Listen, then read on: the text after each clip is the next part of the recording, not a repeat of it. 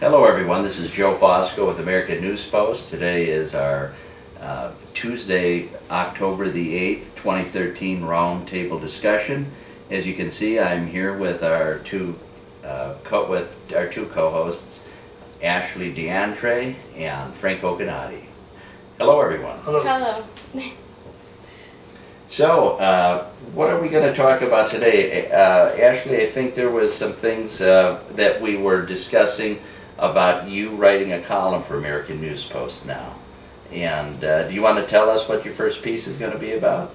Yes, I'd love to. For the viewers out there, a lot of people look into the history of organized crime and the Chicago mob as from an academic standpoint. And for me, it's a very real subject because my family, even up to present day, is still affected very much so by this.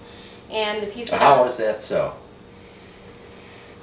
The murder of Nicholas Joseph D'Andrea in 1981, I feel, should have been a companion case to Mario, the youngest of my Okay, I appreciate that. How is that grandfathers. affecting your family? Is it these are relatives of yours, this gentleman? Yes. Okay, and naturally the loss of their life, his life, that is very much a big issue for your family, as it should be. And who is he to you now? Mario Whoever the and person Nicholas is. Joseph, they are my great-great Now, uncles. were both of them murdered?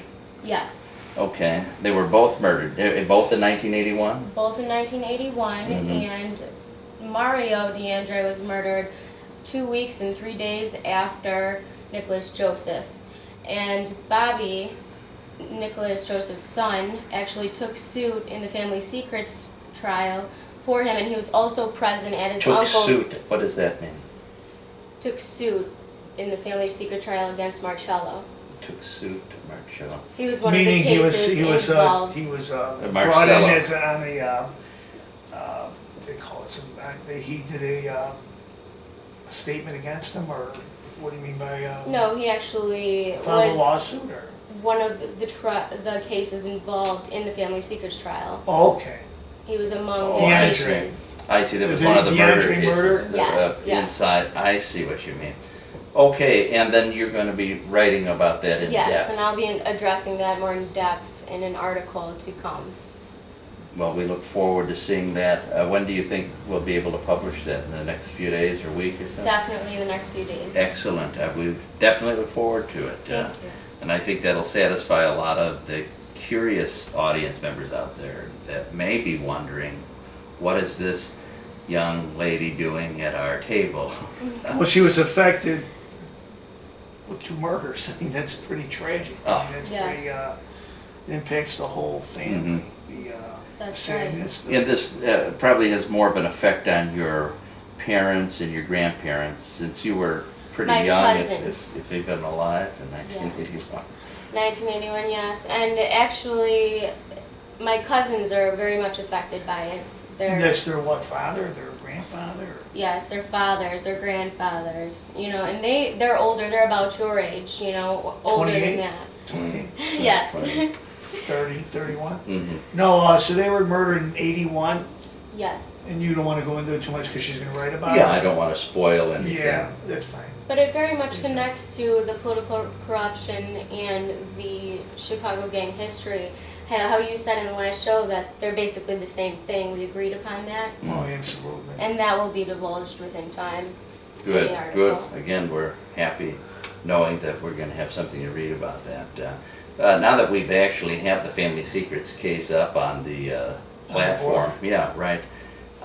There's been a lot of controversy about the testimony about John DeFranza, the Chicago, the purported boss of the Chicago Mafia today, and why he wasn't on the Family Secrets indictment.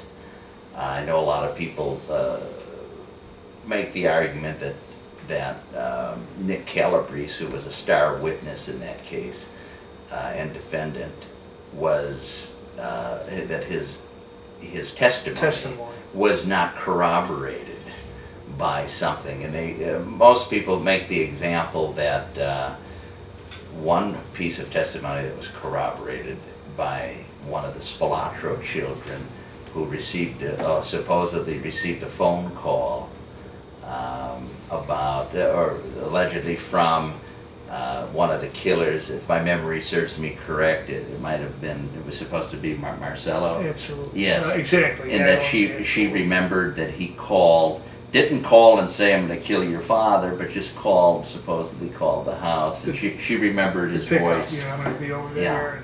What I find interesting about that is, with all the scrutiny the Spalatros were under at that time, with wiretaps, we know about wiretaps that they had on Giancana in the 50s and 60s. So I think by the time the 1980s rolled around, wiretaps were pretty sophisticated and thorough stuff. I find it interesting that there weren't wiretaps that they were able to, that the government wasn't able to rely on to illustrate or verify that phone call took place and those conversations took place, that the Spalatro daughter so conveniently remembered 20-something years later as if it happened 10 minutes ago. I guess some could say that maybe that phone call never happened. But I'm not a naysayer, and I'll believe that that young lady didn't lie under oath and she told the truth. Well, there's a lot of talk too also that Joey Lombardo had nothing to do with the Spalatro killing. Like, he wasn't informed, or he wasn't tipped that they were going to kill him, because I hear there's a real loyalty between. Now this is just what they talk on the street. He would have never killed him. Well, in 1986, I don't know what authority Joe Lombardo would have had to be brought in on a decision between Ayup and Cerrone. I think he was a pretty powerful guy. But compared to them, he was a zero. Really? If you compare him to those people, He wasn't at the table with them? I don't know what you're talking about. He had no say-so. Absolutely. If those two old guys wanted to do something, they didn't say, well, let's run it by Joe Lombardo and see if we can do it. So he was pretty loyal to them. So if they would have said, we're killing Spalatro, he'd say, it's good. I don't think they would tell him what they were going to do. I don't think they had to tell him. What I get confused, and I followed the trial like you from front to back. Oh no, I didn't follow it well at all at the time, but I learned more about it. I was friends with the father. I learned more about it after the fact. What amazes me, it just amazes me, as you, Nick Calabrese, they went off of, everything he said of the murders, most of them. Yes. As well as Frank Jr., who could ever get whatever tapes he could off his father. While he taped his father on the murder. Now, why would Nick? The audience doesn't. Not everyone in the audience knows exactly who you're talking about when you mention Frank Jr. Frank Calabrese Jr. Was the son of one of the outfit boss street crews, Frank Calabrese Sr., who was a very, very powerful man himself, one of probably the top collectors and Jerusalem guys out there. And a murderer is a killer. I mean, allegedly, like they say. Actually, he went to jail and was locked up forever. Frank Sr. Frank Jr. wore a wire on the father to collect information for the federal government. His father, right. His father, to confirm murders that were never solved. Right. So, getting back to the Spalatro killings, the brothers, from the beginning, Nick Calabrese said he listed the people who were Nick Calabrese, yes. Said who were there. Yes. And John DeFranco was always mentioned as being there. Yes. It's amazing to a lot of people why he was never brought in. Well, like I said, people that I know of through American News Post who write me quite a bit have been pointing out their theory that because and this may even have been something published in the media, and I just haven't read it, but that there was no corroboration. That the government has a policy. They have a policy that they work with, which is if they cannot corroborate the testimony of an informant with something, such as a phone call that sounded like someone 26 years ago, then they don't push the envelope. I personally, I don't trust that information. I think it's, I think disagree with quite a it. few politicians, quite a few politicians went to bat for Johnny. And I gotta believe Jimmy DeLeo was one. I wouldn't be surprised. I gotta believe Skippy Saviano. I don't know what power he holds. I think Jimmy's the juice guy. I mean, he's got the power to go to the Obama people. He's got power to go. And you said Obama was the president at the time, so somebody had to get the Fitzgerald. What am I accused of?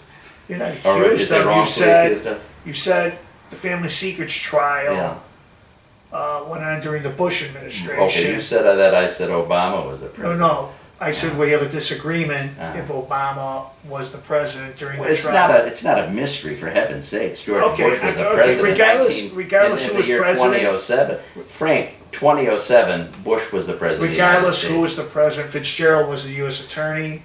Somebody got in Chicago. Somebody got to in Chicago, and he was working under Gonzales in 2007. Before that, we had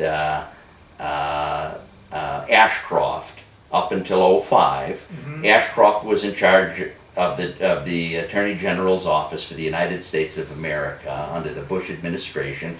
During the time when the family secrets case was being postured by the U.S. Attorney's office, he left. Gonzales was appointed, and he was in office when the trial started and finished. But Holder was actually an interim Attorney General for Bush around 2001. I don't know where the family secrets case was as far as where they might have been in the investigation stage in 2001. But Holder was there early on, 12 years ago. He's there again now. But I think that it basically, the investigation heated up in the U.S. Attorney's office, or started probably under Ashcroft's administration. It certainly went to trial, as I said, under Gonzales's administration. I know Ashcroft was born in Chicago. Family moved to Missouri sometime later, and then Ashcroft eventually made his way to school, I believe, for the University of Chicago. So Ashcroft has a lot of roots in Chicago. A lot of roots. Can Jimmy DeLeo reach those people? Absolutely. I don't know. Absolutely. I don't know. But I do want to say one thing about Ashcroft. In looking into the man, and if you know 10% about him, it's hard to make an argument that the kind of person he is, that he would throw a federal case and clear to Franz or keep him off the indictment. If anybody were to do something like that, I would not say that John Ashcroft fits. Well, that's your opinion. I mean, but it's based on the trial did trickle. The trial did trickle over into the Obama, and Fitzgerald seemed like he went from during the Bush administration to Mr. Clean Up corruption in Chicago, like we're going to the top if we have to when Obama got in. Obama to like putting away low-level people. It looked like his direction changed. Whose direction changed? Fitzgerald. At what point? When Obama came in? No, when Bozo came in. Okay, I'm just trying to follow all this. What are you trying to follow? Stuff that has nothing to do with the family secrets why not? case. Well, you're talking about stuff after the case. So how is it? No. When was it? When was the final sentencing for the family secrets people? I believe it was 2008. I'm sorry. Oh, it was 2008, the final? I'm not sure. I do know that the trial wrapped up in 2007. As far as the sentencing, I haven't really, like I said in the beginning, I didn't follow it that much. Right. One of the products of the family secrets trial was RICO. How did that affect you in your life? RICO. The RICO has been around since the... No, it was changed. Since the 60s, it was changed though. It was, during the family secrets trial where you are able to take suit over a certain amount of time of statute of limitations. It went beyond that threshold. Did it have any effect on you personally, or no? Mm. Okay. No, none. But murders are there is no time. There's no statute of limitation on murder. So Right. No, yeah. Right. that's right. The RICO was originally set up to go after organized crime, never politicians. But politicians are the worst violator of the RICO. Yes, and my article will get into Yeah. that as well. Yeah. I mean, it's Good. they're the biggest conspiracy out there. Is the especially I don't know about other states, but in Illinois. Right. So Okay. you believe Johnny shouldn't go to jail then? He should. That's what you believe. I think John DeFranco, I think he should burn in hell, but he will burn in hell. So I'm comforted in knowing that God will have his day with John DeFranco.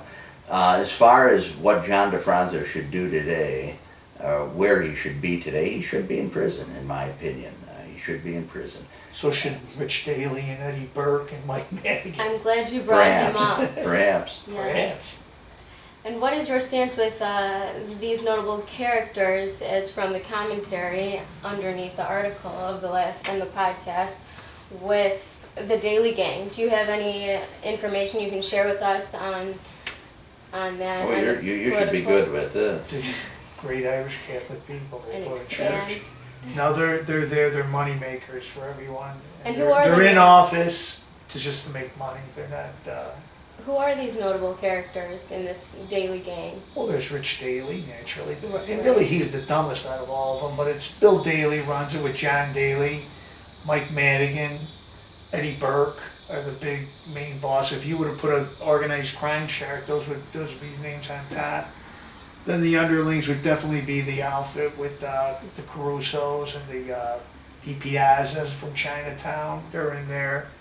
That's their muscle. That's where they scare everybody with. But everybody is part of their machine, part of their organized crime. Is Al Vena involved in any of He's those? part of with the, if any there of was those a people? chart, he'd be probably under Grand Avenue, and he's probably, Do the you have, number one killer out there. do you have any now. belief that the Carusos rely on Al Vena for any heavy work, as they say, in outfit I mean, terms? I think they've got a lot of players. Yeah, I think so. I want to take a second to address the audience. We mentioned Al Vena's name a number of times in recent weeks here at American News Post. I'll quote as the best of my ability Frank Coconate, who recently apprised us, I think on last week's show, or one of our recent shows, that Al Vena is an extremely dangerous guy. And I thank you for that information, Frank. Well, it's And I had some Thrill conversations. seeking. I had some conversations with people off the record recently, who feel very strong about the probability that L.B. Vena or Albert Vena murdered a number of people, people who have family members who are in the community today, like this young lady, like you. Right, probably watching. And I'm not suggesting that Al Vena murdered anyone in this young lady's family, but what I mean is that she lost family members to murderers of the Chicago outfit, and there are other people like her out there who may have a bone to pick with Al Vena. And for those of you who are watching or who find out about what I'm saying, I want you to contact me. And I give you my word that I'll keep the communications discreet. My email address is jfosco@americannewspost.com. Get a hold of me. Tell me what you think of Al Vena. Tell me what you suspect he has done to you or your loved ones. And we'll talk about it and see what we can do to help you. I'm not hiding. I'm not going to pretend that I care and just say something, that is interesting and move on. I want to focus in on this. I want to put it under a microscope. I want to blow it up, and I want to get to the bottom of what you, if you're out there, what you think this man Al Vena may have done to some of your loved ones. I want to know about it. Please J. Fosco at AmericanNewsPost.com. Sorry for that little It's deviation, but what were you? What do you have to say about the political side of? You take The state is in this this predicament for a reason, that the setup is so it's just perfect for the what they're doing. The Mike Manning, Speaker of the House, Daley's control Rahm Emanuel along with President Obama. So President Obama is the okay. Wait, you're saying the Dailies control Obama or Emanuel's controlled I don't by I Obama? don't along want to with say the- there's a control, but Just there's clarify what you said. I didn't understand. well, they put him in office. Who did? Who did? The Dailies, Okay. along with Influence. Rahm. Mhm. But Rahm Emanuel never supported Rahm until the end. They become quick friends But once he was. Let's get back to that. What I wanted to get into, your knowledge of the Calabrese family. We were talking about the family secrets trial. How did you meet the Calabrese family? Wasn't it through some Daley cronies and Richard Daley's we all worked for the city of faction? Chicago. And Okay. Who put you in the city? I mean, I got the job through my father through the old First War with Pat Marcy and John John D'Arco, D'Arco. Fred Rohde. they probably, but they went through Teddy Lekowitz in the old 30th because we were living there. They said go help him in the precincts. So we did a lot of political work, but we were all working for the same candidates. Okay. So it wasn't Daley that put you in, Didn't put me in. right? Everything went through old May Daley. So ultimately, that's who put. Tom Donovan was his patronage chief, the head of the board of CBAC. Well, you named Pat Marcy, you named John D'Arco. You They named were Fred- your sponsor. They Okay. would push you They for the job. sponsored you, and then who gave you the job? Tom Donovan. Tom Donovan. Yeah. Yeah. Because he was Daley's patronage chief. Okay. They called him the patronage chief. So, You go so see him. Daley didn't really have any one-on-one involvement with you, did he? Well, the old man, No. But if they This didn't was want you, just- you were in good standing. They'd have a book. They'd have Coconate. My father was paid up on fundraising, and they knew exactly who you were before you went. You had the job before you went in interview in those days. Sure. Sure, of course. But that's where. So I had the city job. The Calabreses were in the department, the water and sewer department. Mhm. So there was all Which- kinds of which gangsters. Calabreses weren't the only ones on the job. There was a lot of guys. Which Calabreses were in that department, the sewer and water department? Well, at one time, Frank Sr. was an engineer, the Oh, killer. was he I'm really? sorry, the alleged killer. No, he's a convicted killer, Convicted so there's killer, no I'm more sorry. allegation there. But I never met him, but a lot of guys did because Who didn't you meet? the father on the job. I met the son, Okay, the Holy Spirit. yeah. No, the son was a labor with us in the water and sewer. So we became friends. They weren't as powerful. His father was an up and coming outfit guy at that time, so the son really wasn't well known with the name. He's just Frank Calabrese. Somebody said his dad's, he's a badass. He's a tough guy. And I just did, I was around all of them. I was around Johnny DeFranza most of my life. Not him himself, but my uncle was working with him. And there was all outfit guys, higher level people on the job, city jobs. It goes payroll. And when did you go from being Frank Calabrese Jr.'s friend to actually knowing and meeting the father and going to Florida with him a number of times? Yeah, I would say after a couple of years, 3 or 4 After a couple. years. And what year was that roughly? I want to say 85. So in the middle 1980s, you Yeah. became acquainted with Calabrese Sr., the Right. defendant and now deceased We'd go to prisoner. dinner and stuff, and we became pretty good friends. And what was your knowledge? You have knowledge of his ties with various politicians, and I know a lot of that stuff came out. This not is sort really. of old news. Any new news you could bring to the table? I don't think a lot of his political ties came out. The father. You want to share any The thoughts? father was close to. The father got the job for Frank Jr. through Tom Donovan with Ronnie Jarrett, another killer. Ronnie Jarrett was friends with Tom Donovan and Dennis Gannon, the head of the CFL. That's how Frank Jr. got his job. Frank, and I know I gotta spell it out, but Kurt Calabrese worked for the Bartenders and Restaurant Union. The Calabreses were a perfect mix of politics and organized crime that you That's right. haven't seen in years. Now, Because what can you say of Nick Calabrese? the brother, Yes. first let me tell you the Calabreses, Okay. the mother is a Hanley. Oh, Ed Frank Hanley's, Jr.'s Frank relative? Jr.'s mother is a Hanley. The Hanleys I were didn't one know of the that. very powerful, or the international president of the Bartenders and Restaurant I Union. know who the and family close to is. the Dailies, Mhm. very close to the Dailies. And actually the father was a rising star in the Angelo LaPetrie crime family. Yes. You had a question, I don't wanna. Nick Calabrese. I was wondering what your experience with him is or was. He was You a be- he was a were you guy friends? that he was funny. He would joke around. He was not a I don't think your prototypical killer. You know, he was. That's- He had balls. I mean, he That's was a ironic ballsy because he guy. did murder my uncle along with Sam Carlisi. Who Nicky? Yes. If Nicky was told to do it, he'd do it. Yes, he did. But he wasn't like an Albert Vena type. Albert Vena would walk through this door and he don't give a shit.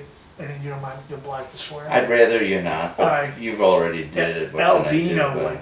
just come in this room with a knife and just knife us all with no. Right, I got that impression. Where from Nick last was show. a very he planned it out and he. You think we could lock that door? Did he? Did he plan it out? I'd like you to elaborate on that. Go ahead with what He you're was saying. a very he tests the guns. He'd check out their work car. There's certain work cars they used. He'd plan out what streets they're gonna take, what back roads, what different routes, how they're gonna do it, who's gonna get them out. You know, he was a Interesting. they never would've went to jail if it wasn't for someone talking. Now, it's funny you mention that because at the same time on site at the warehouse of my great uncle's murder, they had claimed to have got the wrong guy because Nick went to the warehouse with Sammy Gazzino, and it was in the book Jeff Cohen, the court reporter, had written What book are you talking about? Family Secrets Trial. By Cohen. By He Jeff wrote a book Cohen, too, who was the with court the trial, yeah, he was there every reporter. day. Yes. So within that book, he states, all on record that they actually had mistaken the wrong guy, and Gazzino fled the scene, and he was later murdered as well. Actually, found in a ditch with his throat slit. Right. So who was saying that they murdered the wrong So, guy? 'Cause being that it's- you were saying he was that I was just saying that it's ironic that you said that he's so well planned, that type well, of person. if you're with me, and they're out to hit me, and you're just a fatality, you're in the wrong place at the wrong time. They're gonna kill Well, you too. Michael Magnafici often quoted old man Jack Cerrone saying sometimes the innocent have Have to to go go. with the guilty. And if Nick was told to hit that night at that time, so when they go to the bosses and said he's gone, he did it Well, because he died. So if your uncle was with this Gazzino, maybe Gazzino was the hit. But if two of your family members were hit, they were targeted. Oh yes, definitely, Yeah, definitely yeah. by the government and the mob. Yeah. So, and that's something that's very prevalent. But I mean, to say that there was a mistake by them being hit, who was saying that? The writer or the G or I mean. I believe it was stated on record Yeah. during trial that they had hit the wrong person when they knew very well our family. They know very Right. well. Right. I mean, Frank Jr. had even done an interview with my cousin Bobby. Really? Yes. I forget which network it was on, maybe perhaps CBS. But anyway, I'm Yeah, sorry right. to keep going into my No, family. no, I'm it's gonna fine. I cover mean, that. it probably people want to know who you are. I mean, they. And we look forward to that. We Yeah, do. right. Sorry. Right, but in this state, Illinois, the city of Chicago, Cook County, I haven't, I've really never dug into New York, how connected, but this state is so dangerous, so connected. You fall out of favor, you're blackballed, you're blacklisted. Me and That's Joe right. Fosco can get a job as a dog catcher, even if we wanted that. Well, you don't have to pull me into your Well, examples. Frank. okay. I'm not My- looking me for, myself- For the record, I'm not looking for a job, but at least not for the city Well, of the point I'm Chicago. making is we're blacklisted, so if you're, you don't think you're blacklisted? In certain places, I probably am, sure. Certain place? Yes. Oh, okay. They control everything. Well, I don't know about that. I mean, Guilty by I don't know about association. I don't think they control everything, Frank. They control enough. a lot Mm-hmm. in this state, Mm-hmm. yeah. Anything else for the roundtable discussion? Someone had inquired about your waste management and the city Oh. of Chicago's involvement in the viewers' commentary, and they wanted to. Well, the waste management is huge. I mean, they're all over the country now, but they're so connected to these politicians because they dish out big money in donations to everybody. In Cook County alone, they run the whole environmental control division, but they almost dictate what has to be done in 128 suburbs. Not every suburb's there. There's Allied Waste, there's a couple of Waste Management is the big guy on top. They control the whole recycling and pickable waste in a lot of suburbs, and it's a lot of money which could be going to the county if the county would handle it themselves, because the recycling, the pickup, they'd make a lot of money. But the way it's set up, the money's going to contractors, and Waste Management is just one of the big companies that a guy like Pete Silvestri protects, one of the commissioners on the environmental committee. You have That's right. Pete Silvestri from Elmwood Park. You have Duty. I think her What's his name first name? What's a woman? Rosemary. Oh, Pete or DOTY, right? Doody. Okay. It's Gorman's her last name. I Duty. think it's Rosemary Duty Gorman. Mm.